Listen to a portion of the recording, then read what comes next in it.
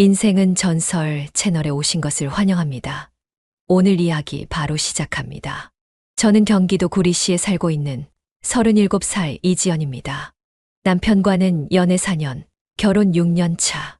서로를 여전히 좋아하고 싸우는 일도 거의 없어요. 그런데 정말 이상하죠. 이렇게까지 안정적인 가정인데도 문득 마음 한 구석이 허전해지는 순간이 있어요. 오늘 제가 드릴 이야기는 그 허전함이 왜 결국 죄가 되었는지에 대한 이야기입니다. 어릴 적 엄마는 집 안구석에서 몰래 통화를 하곤 했습니다. 그만하자라는 말과 지금은 곤란해요라는 말이 반복될수록 나는 그 남자가 누구인지 굳이 묻지 않아도 알 것 같았거든요. 어느 날 내가 방에서 자는 줄 알고 엄마가 낯선 남자와 들어온 그 장면. 그날 이후 나는 저렇게 살진 않겠다고 분명히 마음먹었었습니다. 하지만 아이러니하게도 그 기억은 매일매일 선명해졌습니다. 엄마가 내는 웃음소리, 가짜처럼 느껴졌던 식사, 시간의 대화. 그 모든 순간이 마음속에서 맴돌았고 나도 모르게 엄마를 흉내내고 있는 듯한 착각이 들었어요. 물론 저는 다르다고 믿고 있었어요. 아니, 다르다고 믿고 싶었거든요. 그 믿음이 흔들리기 시작한 건 바로 사랑하는 남편이 있음에도 내 안에 생긴 타인의 그림자 때문이었습니다. 남편 민재는 좋은 사람이에요. 출근 전엔 항상 뽀뽀를 해주고 주말엔 장도 봐주고 내가 좋아하는 TV 프로그램을 같이 봐주기도 하죠. 그런데도 가끔 너무 따뜻해서 답답하다고 느낄 때가 있더라고요. 왜 그런 걸까요? 나도 엄마처럼 화병이라도 걸린 걸까요? 아니면 사랑과 욕망은 반드시 다른 곳에 존재하는 걸까요? 엄마는 늘 말했어요. 사랑한다고 다 되는 거 아니야. 그 말이 너무 싫어서 난 사랑이면 뭐든 된다고 철석같이 믿고 싶었는데요. 결혼 6년 차. 내 믿음이 처음으로 균열이 생긴 건 회사에서 새로 온 남자의 눈빛이 내게 꽂혔던 그날부터였습니다. 아니라고 했는데 계속 생각나더라고요. 말도 제대로 나눠본 적도 없는데 그가 날 어떻게 보는지 그 시선 하나로 머릿속이 복잡해졌습니다. 정말 나도 그렇게 되는 걸까? 엄마의 발자국을 밟지 않겠다고 그렇게 다짐했던 내가 어느새 비슷한 길목에 서 있다는 걸 느꼈을 때 정말 한동안 거울도 제대로 못 보겠더라고요. 하지만 마치 운명처럼 그 남자의 이름은 내 기억에서 지워지질 않았습니다. 사랑이 있음에도 욕망에 끌린다면 나는 더 이상 나 자신을 변명할 수 없을지도 모릅니다. 이제야 고백하지만 나는 엄마가 그토록 감추고 싶어 했던 감정의 길에 조용히 발끝을 얹고 있었던 겁니다. 처음엔 그저 낯선 얼굴이라 생각했어요. 사무실에 새로 들어온 계약직 남자 직원 민준. 복도 끝에서 나와 마주칠 때면 항상 가볍게 고개를 숙였고 인사 말고는 별다른 말을 주고받은 적도 없었습니다. 그런데 이상하게도 그 눈빛은 자꾸만 기억에 남더군요. 도무지 흔적 없이 스쳐 지나가지 않는 종류의 시선이었어요. 점심시간 나가는 타이밍이 겹쳤습니다. 엘리베이터 안이 잠시 정적에 묶였고 나는 휴대폰 화면만 뚫어지게 바라보며 애써 신경 쓰지 않는 척했어요. 하지만 그의 목소리는 갑작스럽고도 조심스러웠습니다. 지연 씨, 오늘도 김치볶음밥 드시나요? 나는 고개를 들었고 순간 당황한 표정이 얼굴에 드러났는지 그가 웃으며 손을 내저었죠. 아, 죄송해요. 어제도 그거 드시는 거 봐서 그냥 농담이었어요. 그걸 어떻게 기억하세요? 기억하고 싶었던 거죠. 그 한마디에 엘리베이터 안의 공기가 미묘하게 기울었습니다. 순간 아무 말도 할 수 없었어요. 누군가가 내 일상을 기억하고 있다는 게 이렇게 낯설 줄은 몰랐습니다. 남편조차 내가 어떤 점심을 자주 먹는지는 모를 텐데 말이죠. 그날 이후 내 안에서 무언가 움직이기 시작했어요. 그의 발소리, 말투, 타이핑 속도까지 신경 쓰이기 시작했고 사무실 구석에서 눈이 마주치기라도 하면 괜히 책상에 엎드려 뭔가를 찾는 척을 했습니다. 스스로도 우스웠지만 그 감정은 장난처럼 무르익어가고 있었지요. 퇴근길 지하 주차장에서 내 차를 찾고 있는데 폰에 알림 하나가 도착했어요. 민준 씨였습니다. 오늘 표정 많이 지쳐 보이시던데요. 놀랐습니다. 언제 내 번호를 저장했는지조차 몰랐는데 자연스럽게 말을 건네오는 그 문장은 마치 오래 알고 지낸 사람처럼 따뜻했습니다. 지친 하루의 끝, 누군가가 나를 보고 있었다는 사실이 왜 그토록 위로처럼 느껴졌을까요? 잠시 답장을 망설이다가 결국 보내버렸습니다. 회사에서 이런 문자 조심하세요. 오해받을 수도 있으니까요. 단호하게 보내려 했지만 내 손가락은 이모티콘을 붙인 채 문장을 끝냈고 그 순간 이미 마음 한쪽은 들켜버렸던 겁니다. 그는 곧바로 답장을 보냈습니다. 딱 한 번만 그냥 이야기만 들어줘요. 화면을 바라보며 나는 숨을 깊게 들이켰습니다. 그 말 누군가에게 들어본 적이 있었던 것 같아요. 예전에 엄마가 외박하고 돌아와 내게 했던 변명처럼 들리기도 했고요. 그런데 이상하게 나는 그 문장을 거절하지 못했습니다. 딱 한 번이라는 말에 내 마음은 이미 한 발 선 밖으로 나가 있었던 걸지도 모르니까요. 그날은 이상하게 퇴근이 느리게만 흘렀습니다. 컴퓨터를 껐다 켰다 하면서도 머릿속엔 계속 하나의 문장만 맴돌았지요. 딱 한 번만 그냥 이야기만 들어줘요. 그 문장을 보낸 사람을 보며 마음이 흔들렸다는 사실이 스스로에게조차 변명이 되지 않는다는 걸 알면서도 말입니다. 그와 처음 대화를 나누기로 한 날은 금요일이었어요. 회사 근처가 어색하다며 민주는 조금 떨어진 카페 근처 공영주차장에서 보자고 했죠. 그날따라 유난히 바람이 차가웠고 나는 일부러 조금 늦게 나가려 했지만 주차장에 도착하자마자 그가 기다리고 있는 게 보였어요. 창문을 내리자 그는 조심스럽게 인사를 건넸고 나는 고개를 살짝 숙이며 그의 차 조수석에 앉았습니다. 어제보다 얼굴이 좋아 보이시네요. 기분이 나아질 이유가 없는데요. 그런 말 들으면 더 슬퍼져요. 나는 웃으면서도 눈을 마주치지 않았고 그는 한참을 말 없이 내 손등을 바라보는 듯 했어요. 그 손끝이 유난히 따뜻해 보였던 건 그저 겨울이 다가오는 날씨 때문이었을까요? 혹시 불편하다면 얘기 안 하셔도 돼요. 그냥 힘들 땐 말해도 된다는 걸 말씀드리고 싶었어요. 그 말이 무너짐의 시작이었습니다. 오래도록 참고 눌러왔던 말들, 누구에게도 하지 못했던 이야기들이 그의 그 조용한 목소리 뒤에 깔리자 마치 허락처럼 느껴졌거든요. 나는 처음으로 누군가 앞에서 엄마가 싫었다고 말했습니다.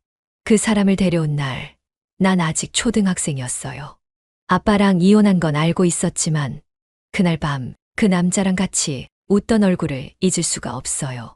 말이 끝나기도 전에 눈물이 쏟아졌고 나는 손으로 얼굴을 감쌌습니다.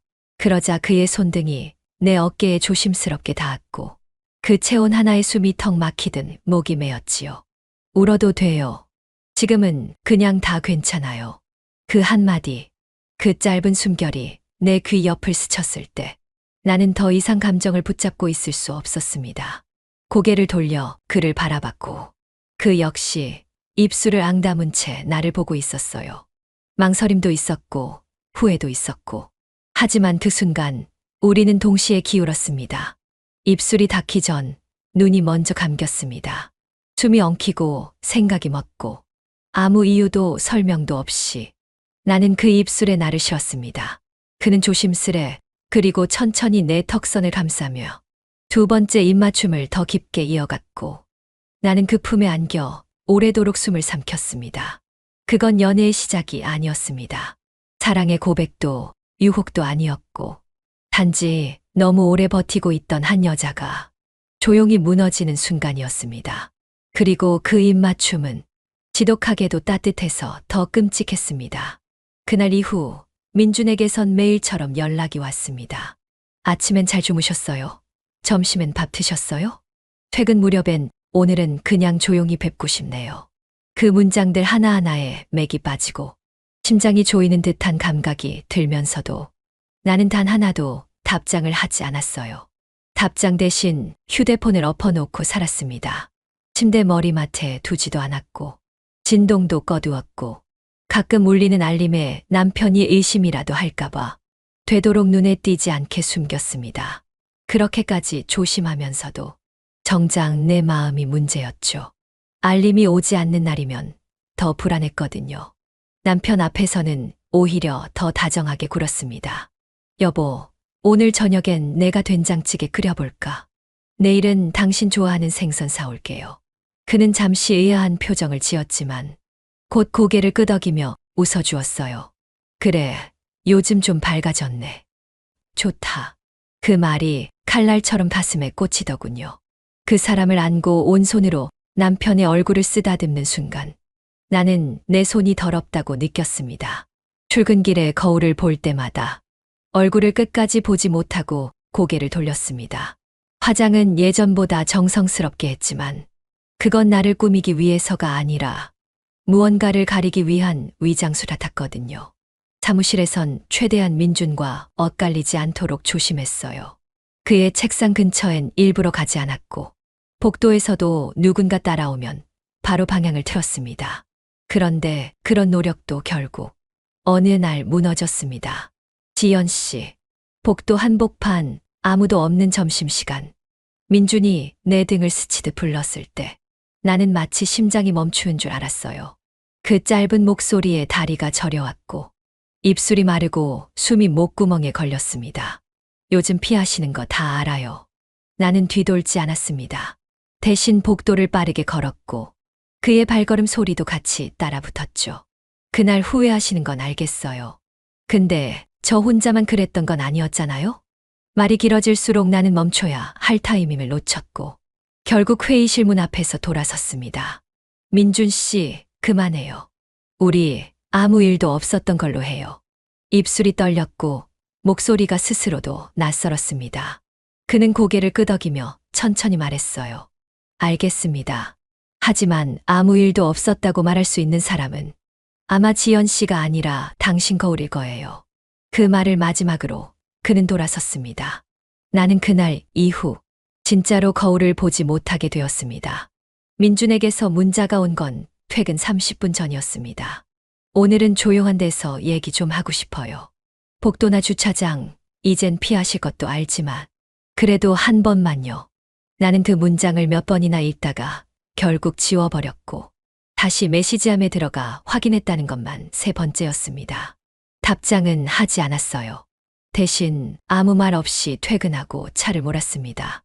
집으로 가는 길이었지만 핸들은 어느새 다른 방향으로 꺾이고 있었고 생각보다 멀지 않은 시내 호텔의 간판이 눈에 들어왔습니다. 그곳은 예전에 회사 워크숍으로 묵었던 적 있는 비즈니스 호텔이었습니다. 민준도 그걸 알았는지 로비 근처의 조용한 라운지에서 나를 기다리고 있더군요. 오셨어요. 그는 테이블에서 일어나며 내 앞에 의자를 당겨줬습니다. 나는 말없이 앉았고 메뉴판도 보지 않은 채 물잔에 손가락을 감았습니다.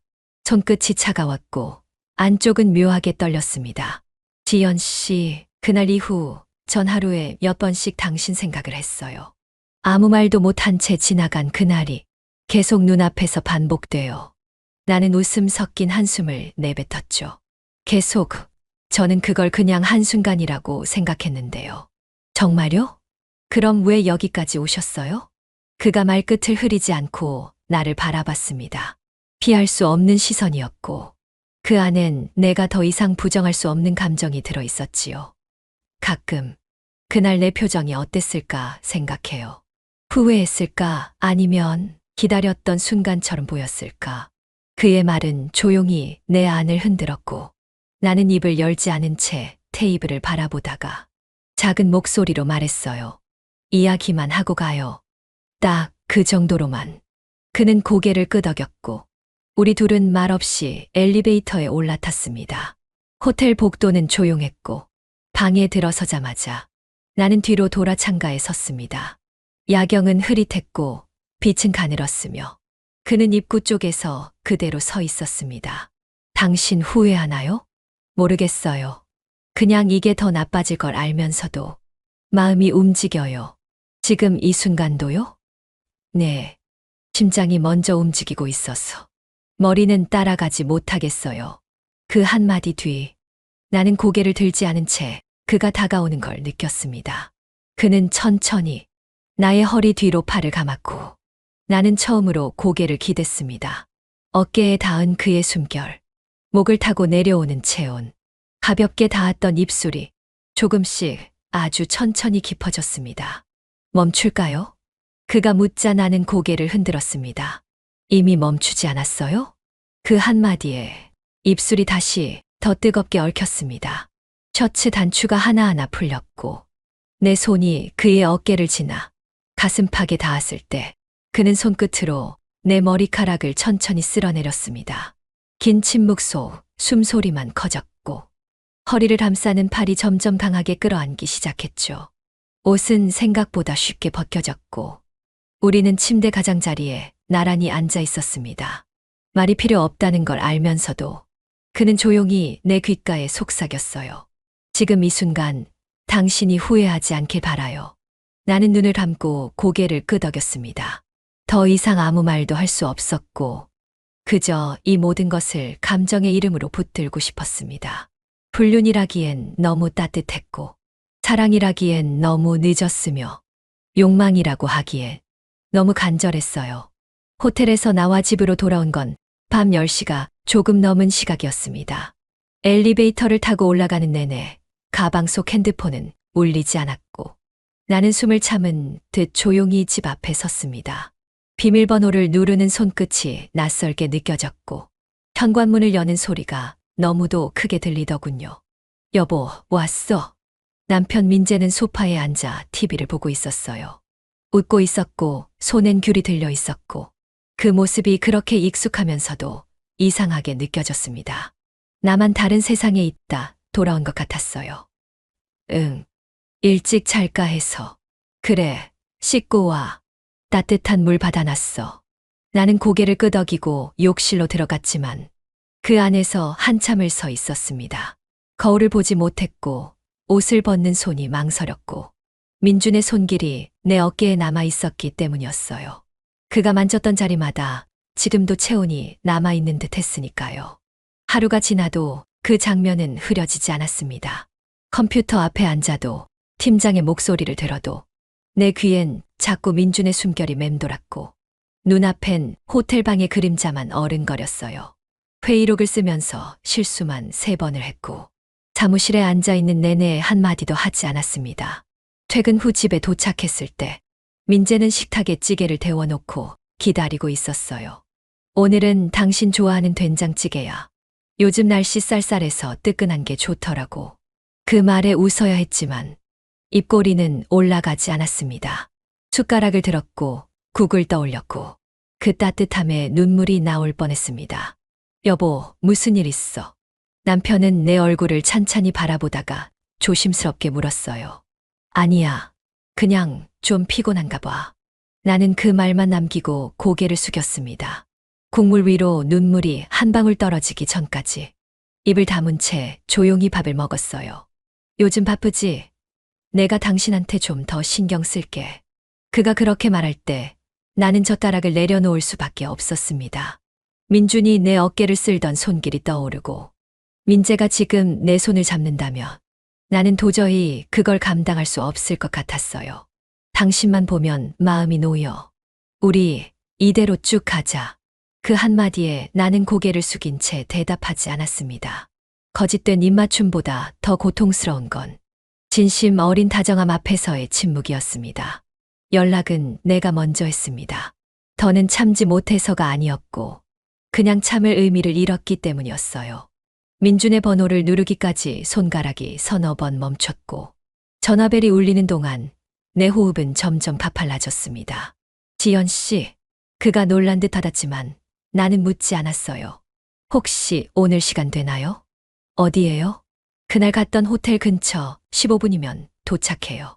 나는 그 말을 남기고 바로 끊었습니다. 대답은 듣지 않아도 알 수 있었으니까요. 호텔 로비에서 기다리는 동안 거울을 바라보지 않았습니다. 내가 어떤 얼굴로 그를 기다리고 있는지 차마 확인할 수 없었으니까요. 몇 분 뒤 민준이 복도 끝에서 걸어왔고 우린 아무 말도 없이 엘리베이터에 올랐습니다. 그는 말이 없었습니다. 내 표정에 질문하지 않았고 내 손끝이 떨리는 걸 보고도 조용히 손을 감싸기만 했어요. 방문이 닫히는 소리가 들리자마자 나는 그를 안았습니다. 어깨에 얼굴을 묻은 채 그의 향기를 깊게 들이마셨습니다. 나 오늘은 그냥 말 없이 안고 싶어요. 말 안 해도 돼요. 오늘은 그냥 다 알아요. 그는 내 등을 감싸 안았고 나는 입술을 올려다 붙였습니다. 가볍게 겹치던 입술이 곧 깊어졌고 그의 손이 내 허리를 타고 내려왔을 때 나는 더 이상 어떤 저항도 하지 않았습니다. 셔츠가 어깨를 벗었고 스커트의 지퍼가 천천히 열렸고 내 속옷의 끈이 그 손끝에서 조심스레 미끄러졌습니다. 숨소리는 점점 가빠졌고 이마와 이마가 닿았을 땐 이미 서로의 체온이 겹쳐져 있었습니다. 지연 씨 괜찮아요? 응. 지금 이 순간은 그냥 나야. 나는 그를 밀어냈다가 다시 끌어안았습니다. 침대 가장자리에서 그가 조심스럽게 나를 눕혔고 나는 그의 손길을 따라 눈을 감았습니다. 하나하나 닿는 곳마다 체온이 남았고 그는 내 발목을 지나 허벅지를 쓰다듬었고 나는 그 손길에 몸을 움츠리며 고개를 돌렸습니다. 숨이 섞이고 입술이 닿고 온몸이 하나의 호흡으로 감겨왔습니다. 이건 욕망도 복수도 아니었습니다. 후회할 것을 알면서도 피할 수 없던 충동. 그의 손끝이 가슴을 지나 내 목을 감싸 안을 때 나는 떨리는 입술로 그를 불렀습니다. 인준. 그는 나를 다시 안았고 우리는 천천히 그러나 거침없이 서로의 온도를 다 내어주었습니다. 그 밤 거울도 말도 없었고 남은 건 땀과 숨 그리고 끝내 끊지 못한 죄뿐이었습니다. 며칠이 지났습니다. 호텔에서 나와 민준과 마지막 입맞춤을 나눈 밤. 그 이후로 우리는 단 한 번도 연락하지 않았습니다. 아니, 하지 않았다는 말은 거짓이에요. 내가 하지 않았던 것뿐이고 그는 짧은 메시지를 하루에 한 번씩 보냈습니다. 오늘도 당신 생각을 했어요. 잘 지내시죠? 정말 아무 말도 없는 거예요. 나는 아무것도 쓰지 않았고 그저 이 모든 감정이 내 안에서 말라가기를 기다렸습니다. 하지만 몸은 기억하고 있더군요. 샤워를 하다가도 옷을 갈아입다가도 그가 만졌던 허리와 어깨가 먼저 떠올랐고 그의 손가락이 내 손등을 쓰다듬던 감각이 고스란히 되살아났습니다. 남편이 가볍게 내 손을 잡았을 때 나는 알 수 있었습니다. 민준의 손과 민재의 손이 너무도 다르다는 거요. 그러던 어느 오후 폰 화면에 띄워진 단 한 줄의 메시지. 엄마의 메시지는 간결했습니다. 그만해. 너 다 보여. 단 3마디였습니다. 그런데 숨이 멎는 듯 했어요. 그 말이 무슨 뜻인지 설명도 필요 없었습니다. 엄마는 다 알고 있었습니다. 전화는 내가 먼저 걸었습니다. 숨을 가다듬기도 전에 엄마가 받았습니다. 뭐야, 그게 무슨 뜻이야? 내 말에 엄마는 잠시 조용히 있다가 숨소리도 없이 내뱉듯 말했어요. 지연아, 내가 얼마나 멍청했는지 알아? 근데 너는 더하더라. 그 한마디에 나는 말을 잃었습니다. 나는 바보처럼 사랑이라 착각했고 너는 알면서도 그 짓을 해. 도대체 뭐가 다른데? 너는 날 혐오했잖아. 그랬잖아. 엄마의 목소리는 처음 들어보는 톤이었어요. 분노와 슬픔이 섞여 있었고 무너지는 자존심이 담겨 있었습니다. 나는 입을 꾹 다물었고 침묵 끝에 눈물이 쏟아졌습니다. 말을 하지 않아도 알겠더군요. 엄마가 울고 있었고 나도 울고 있었고 우리 둘은 너무 닮아 있었습니다. 나는 그렇게 살고 싶지 않았어요. 엄마처럼은 살고 싶지 않았는데 그 말이 나오자마자 나는 복도에 주저앉아 울기 시작했습니다. 소리 없이 떨리던 어깨가 이젠 숨을 헐떡이며 터질 듯 울고 있었어요. 엄마, 나 진짜 어떻게 이럴 수 있지? 나 왜 엄마랑 똑같이 굴어? 싫었는데, 정말 싫었는데, 그렇게 말하다. 나는 울음보다 더 깊은 오열로 핸드폰을 바닥에 내려놨습니다. 그날 밤 나는 처음으로 엄마를 원망하지 않았고 대신 엄마를 닮았다는 사실에 무너졌습니다. 비밀번호를 누르던 손끝이 잠시 멈췄습니다. 엘리베이터 안에서 민준의 메시지를 확인했거든요. 지연 씨, 오늘은 꼭 얼굴 보고 싶어요. 지워야 한다고 생각했지만 그 메시지는 여전히 화면 한가운데 고스란히 남아 있었습니다.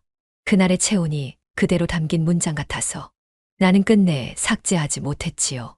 현관문을 열자 남편 민재가 말없이 슬리퍼 소리를 내며 거실에서 고개를 들었습니다. 왔어.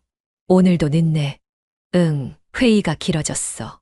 늘 써온 변명인데 왜 그렇게 낯설게 들렸는지.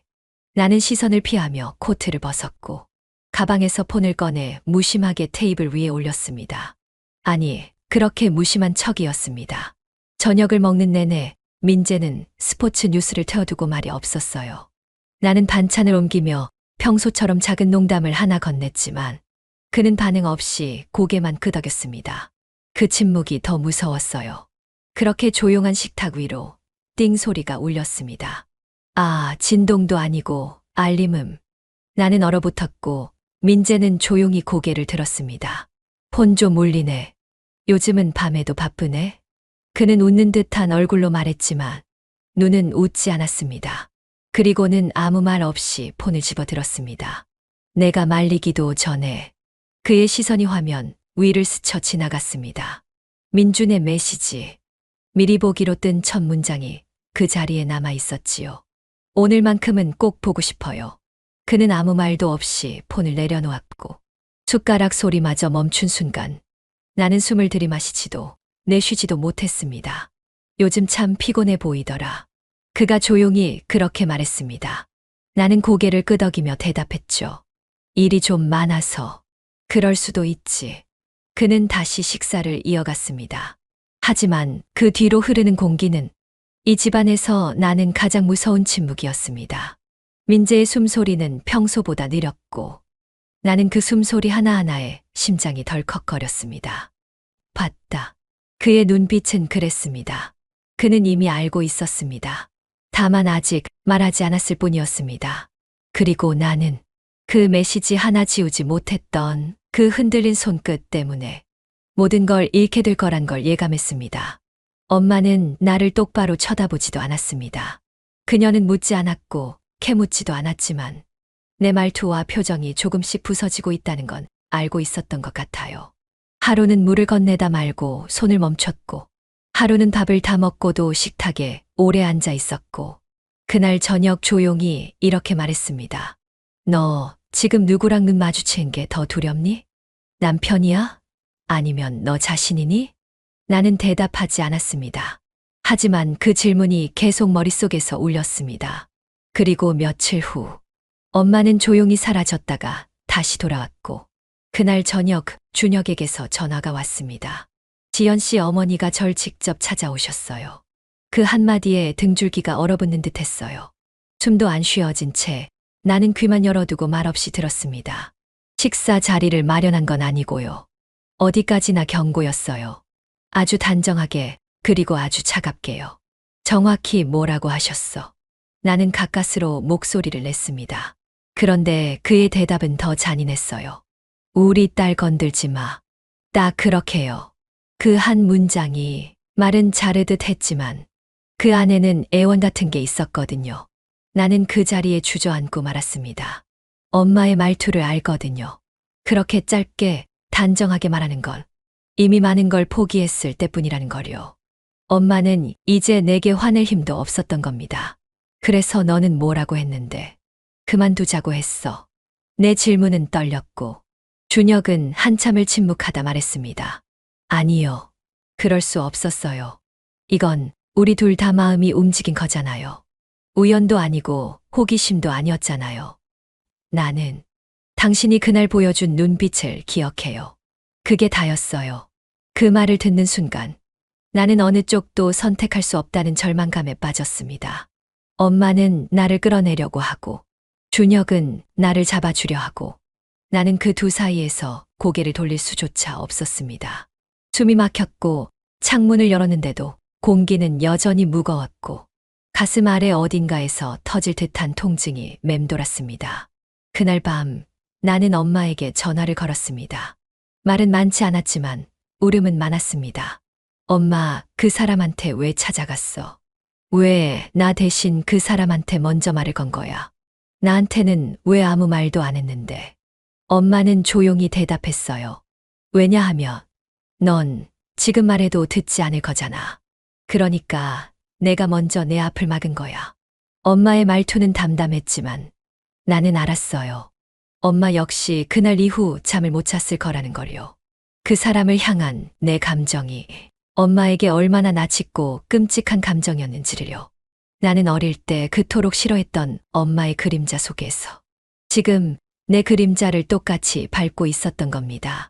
아이는 무심히 물었지만 그 말은 마치 가슴 안쪽을 비집고 들어오는 바늘 같았습니다. 엄마는 사랑해요?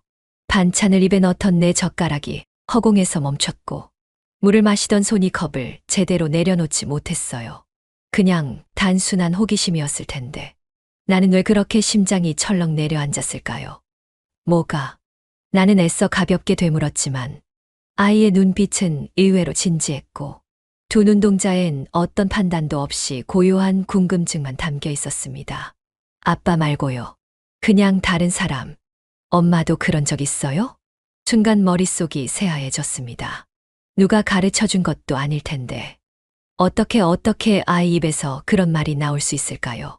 나는 말끝을 얼버무렸고 숟가락을 내려놓고는 천천히 고개를 들었습니다. 아이의 얼굴은 여전히 순수했고 그게 더 아프게 다가왔습니다. 엄마는 어릴 때 그랬어. 사랑이라는 게 뭔지도 모르고 그저 누군가를 좋아했던 기억은 있어. 근데 지금 그게 무슨 소리야? 누가 그런 말 했어? 나는 애써 웃으려 했지만 입꼬리가 오히려 떨렸습니다.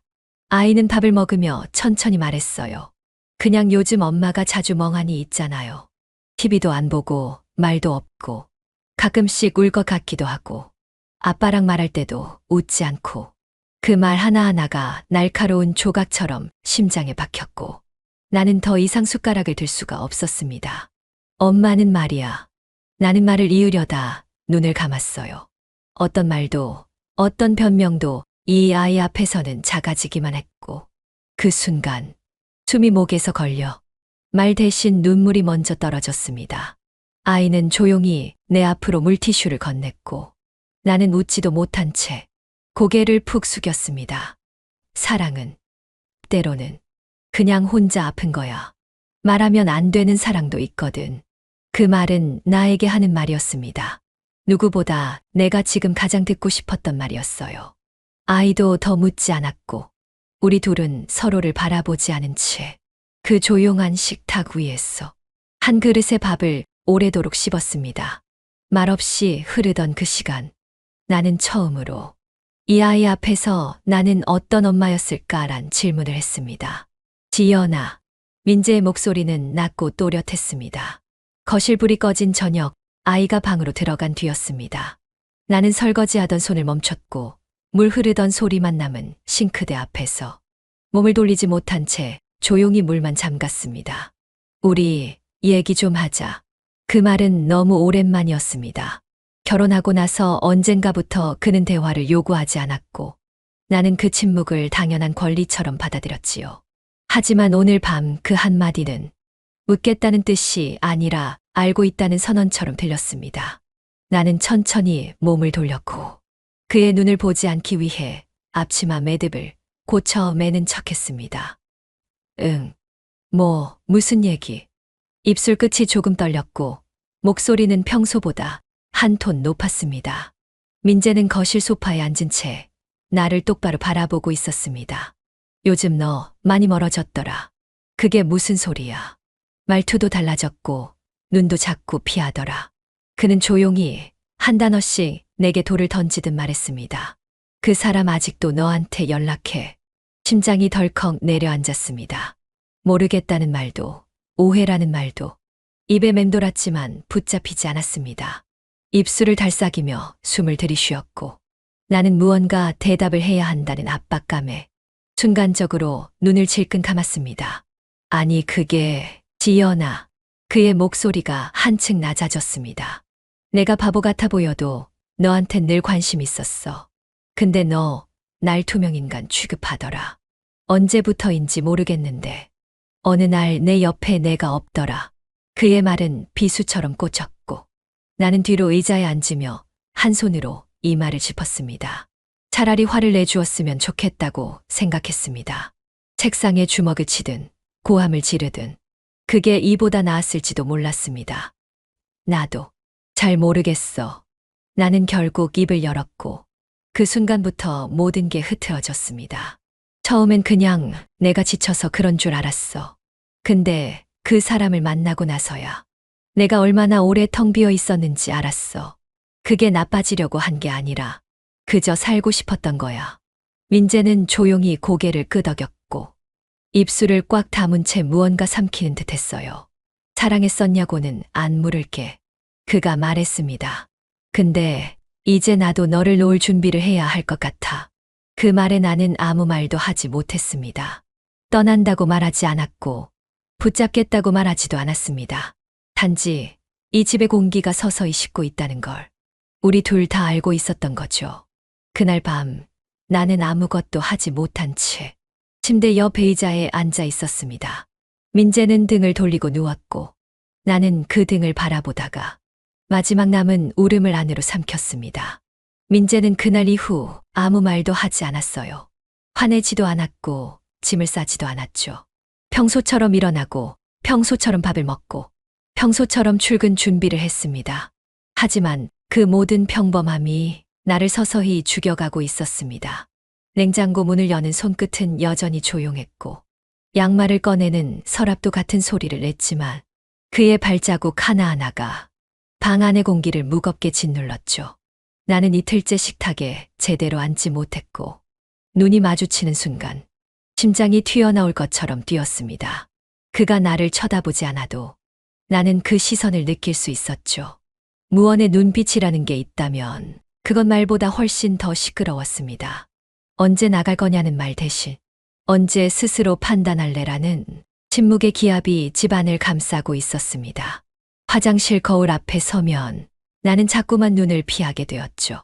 거울 속에 나는 예전보다 살이 빠졌고 눈빛은 흐리고 입가엔 늘 말하지 못한 대답이 걸려 있었습니다.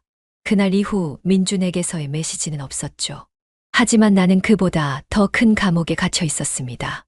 아이의 얼굴을 볼 때마다 어제 내가 했던 말이 떠올랐죠. 말하면 안 되는 사랑도 있거든. 나는 말했지만 이젠 그조차 부끄러워졌습니다.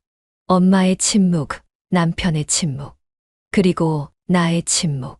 이 집안에서 제일 큰 소리는 말이 아니라 말하지 않는 것이었습니다. 민재는 변하지 않았죠. 그의 식사 습관도 드라마를 보는 자세도 내게 건네는 잘 자라는 짧은 인사도 그대로였습니다. 하지만 그 모든 익숙함이 지금의 나에겐 형벌처럼 느껴졌어요. 나는 알고 있었죠. 이 집에서 누가 떠나야 하는지. 짐을 쌌던 사람도 없고 떠나라고 말한 사람도 없지만 그래서 더 확실했습니다. 떠나야 할 사람은 바로 나였죠. 어느 늦은 밤 나는 작은 가방을 열고 가장 기본적인 것들만 조용히 챙겼습니다. 속옷 몇 벌, 노트북, 화장품, 그리고 민준과 처음 만났던 날 찍은 셀카 한 장. 그 사진을 넣었다 뺐다 하다가 결국 주머니에 구겨 넣었죠.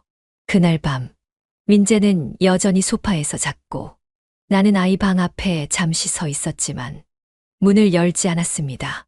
그저 조용히 문고리를 한 번 쥐었다가 소리 없이 손을 놓았습니다. 그리고 나는 말없이 살금살금 익숙한 현관문을 스스로 열었죠. 엄마 집에 며칠 짐을 풀게 됐다고 말했을 때 엄마는 아무 말도 묻지 않았습니다. 방 치워놨다. 그 말 한 줄이 전부였고 식탁 위엔 익숙한 반찬들만 차려져 있었죠. 하지만 그 고요한 상 위에 엄마의 시선만은 뜨겁게 얹혀 있었습니다. 나는 숟가락질을 하면서 한 번도 눈을 들지 못했습니다. 엄마는 말하지 않았죠. 그날 이후 한 번도 언제 들어갈 거니라는 말도 무슨 일 있었냐는 질문도 꺼내지 않았습니다. 대신 내 끼니마다 밥그릇을 말없이 채워주었죠. 전화는 오지 않았습니다. 민재도, 아이도, 그리고 민준도 누구 하나 나를 찾지 않았어요. 나는 내 존재가 누군가의 기억에서 하나둘 지워지고 있다는 기분에 사로잡혔습니다. 그럼에도 어쩐지 그게 더 편안했습니다. 그날 오후 엄마는 마당에 쌓인 감나무 가지를 정리하고 있었고 나는 방 안에서 벽을 등지고 앉아 있었죠. 그때 전화가 왔습니다. 성호 씨, 민재의 친구 이름이었습니다. 손이 덜컥 떨렸고 숨이 목에서 걸렸죠. 여보세요. 내가 낸 목소리는 낯설 만큼 작았습니다. 지연 씨 아직 거기 있지? 네, 무슨 일이신데요? 상대방은 잠시 머뭇거렸다. 그냥 민재 요즘 좀 이상해서. 회사도 며칠째 안 나오고 핸드폰도 꺼져 있어서 혹시 내가 뭔가 아나 해서. 나는 아무 말도 못했습니다. 민재가 회사를 나가지 않았다는 건 그도 나처럼 혼란 속에서 숨고 있다는 뜻이었죠. 그 말을 전해 들은 순간 나는 어딘가 싸늘한 물에 발끝을 담근 듯 심장이 식어갔어요. 몰랐어요. 연락도 안 왔고요.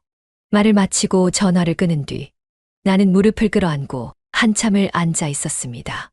그제야 민준의 번호를 찾았죠. 하지만 화면만 보다 다시 꺼버렸습니다. 그 사람에게도 연락하지 못했죠. 밤이 되어 불을 끄고 누우려던 순간 엄마가 문을 열었습니다. 아무 말 없이 작은 수건을 내밀었죠. 눈 가리고 자. 머리 아프니까. 나는 수건을 받고 고개를 끄덕였고 엄마는 조용히 문을 닫았습니다.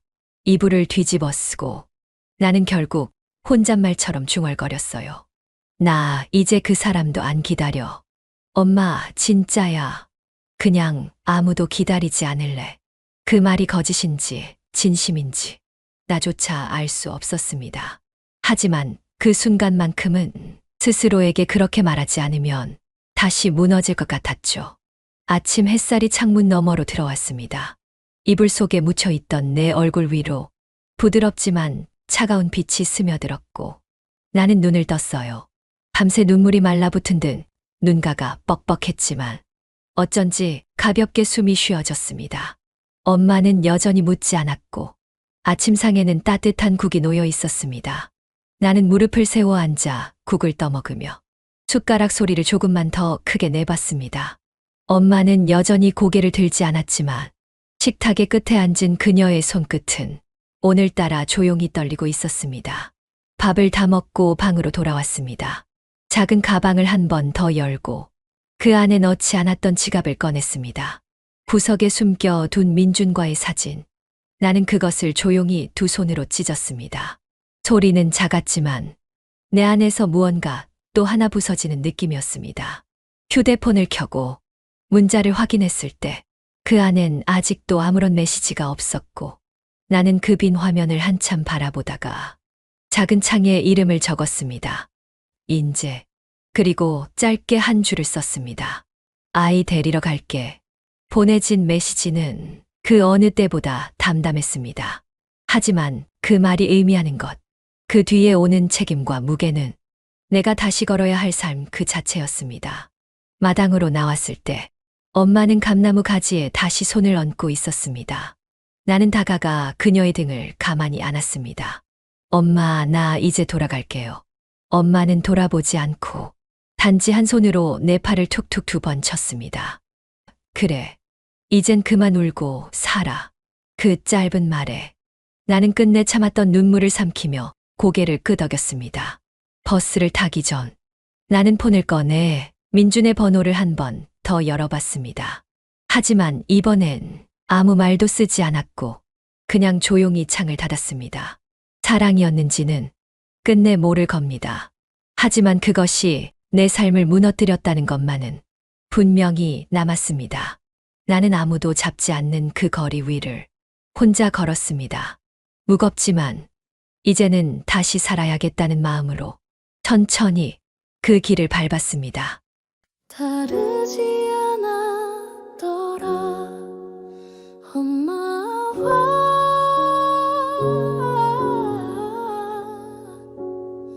똑같은 밤에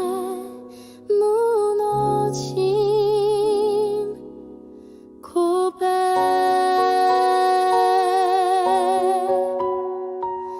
엄마처럼 살진 않겠다고 말했었죠. 그날 거울을 보며 입술을 깨물었죠.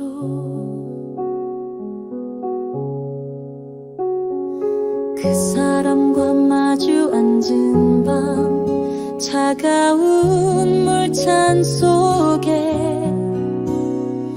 내 흔들림이 비쳤어요. 외롭다는 말 똑같이 했네요. 엄마랑은 다를 줄 알았죠. 하지만 나도 어디 기대고 싶었어요. 사랑은 아니라고 말하면서도 그 품이 따뜻했단 이유로 죄를 안고 잠들었죠. 지독하게 미워했는데 이해하게 될 줄 몰랐어요. 그렇게 비난하던 엄마의 침묵 이제야 들리네요. 나도 몰래 닮아가는 말투, 닮아가는 거짓, 내가 싫어하던 모습이 하나씩 스며들어요. 엄마는 틀렸다고 믿었죠. 근데 지금 난 엄마의 그림자에 기대 있네요. 누구보다 날 닮은 사람을 미워하면서 결국은 나도 같은 침대 위에 있었죠. 나만은 아닐 거라 그렇게 믿고 싶었는데